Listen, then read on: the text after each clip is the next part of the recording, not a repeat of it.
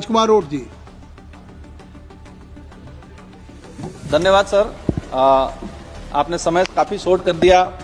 मैं आपको केंद्रीय उत्पाद शुल्क संशोधन विधेयक 2025 पर मेरे जो विचार प्रकट करना चाहूंगा आपके माध्यम से। माननीय मंत्री महोदय, सर कैमरा नहीं आया, कैमरा आगे सर, आपके माध्यम से मंत्री महोदय और सरकार तक मेरे कुछ विचार पहुंचाना चाहूंगा।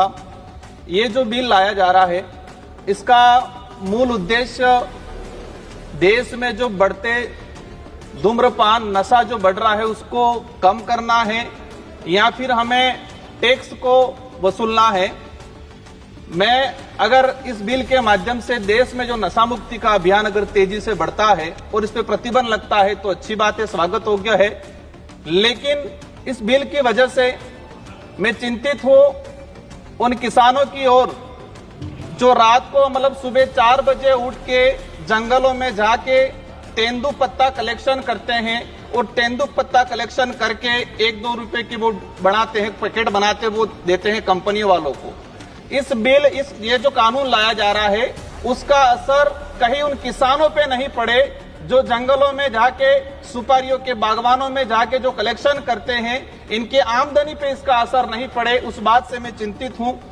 मैं जहां तक जो समझा हूं, हम देखते हैं देश में जिस तरह से धूम्रपान बढ़ रहा है, जिस आदिवासी दलित पिछड़े इलाके के अंदर जहां शिक्षा पहुंचनी चाहिए थी वहां शिक्षा नहीं पहुंची है, वहां पर नशा पहुंचा है। तो हमारी ये प्रायोरिटी होनी चाहिए कि हम उस हिसाब से काम करें। और मैं जहां तक समझा हूं कि जो धूम्रपान तेजी से बढ़ रहा है उसका मेन रीजन एडवर्टाइजमेंट है। आपने विमल का जो एडवर्टाइजमेंट कई बड़े बड़े शहरों में, ग्रामीण इलाकों में वो लगे हुए हैं कि दाने दाने में केसर का दम। सलमान खान हो, मैं नाम लेना उचित नहीं समझूंगा, लेकिन 3-4 जो हीरो हैं वो कहते हैं कि दाने दाने में केसर का दम, और ये एडवर्टाइजमेंट करने के लिए उनको करोड़ों रुपया मिलता है। अब ये जो हीरो हैं ये एज आइडल बने हुए युवाओं के, और वो कहते हैं कि इसमें तो केसर का दम है। तो ऐसे एडवर्टाइजमेंट पे सरकार को प्रतिबंध लगाने की जरूरत है और ऐसे एडवर्टाइजमेंट करने वाले बॉलीवुड स्टारों पे भी कार्रवाई करने की जरूरत है।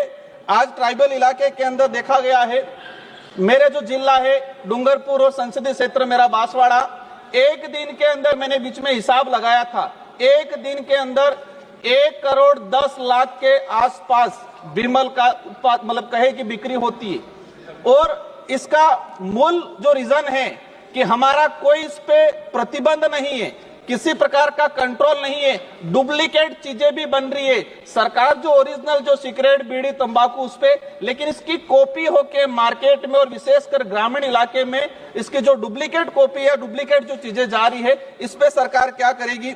मैं जानना चाहूंगा कि व्यापारियों पर टैक्स के साथ इन जो कंपनियां जो उत्पादन कर रही है, इस टैक्स का असर उत्पादन करने वाली कंपनियों पे और जो सेलिंग करने वाले जो व्यापारी है इन पे होना चाहिए, न कि जो ग्रामीण इलाके में जो किसान हैं उन किसानों पे अगर इसका असर होता है तो हमारे लिए दुर्भाग्य की बात ये।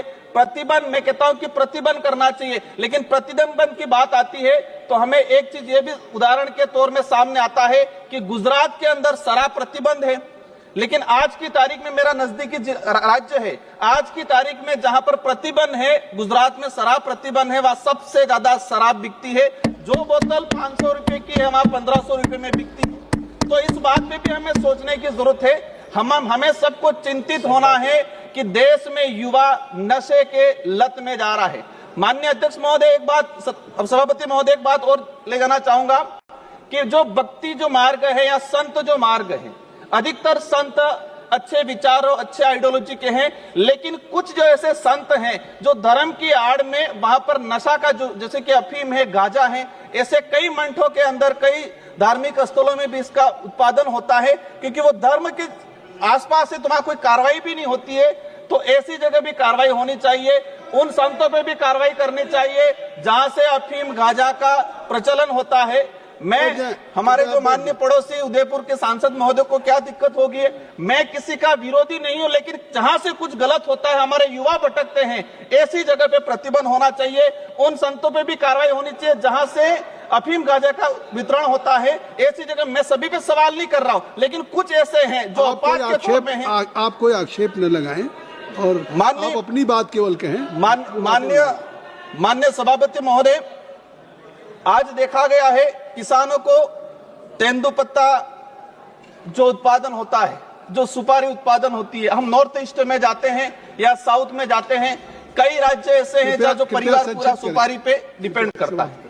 मेरा मूल रूप से यही चीज कहना है कि इसका असर उत्पादन करने वाली कंपनियों पे होना चाहिए, बड़े व्यापारियों पे होना चाहिए।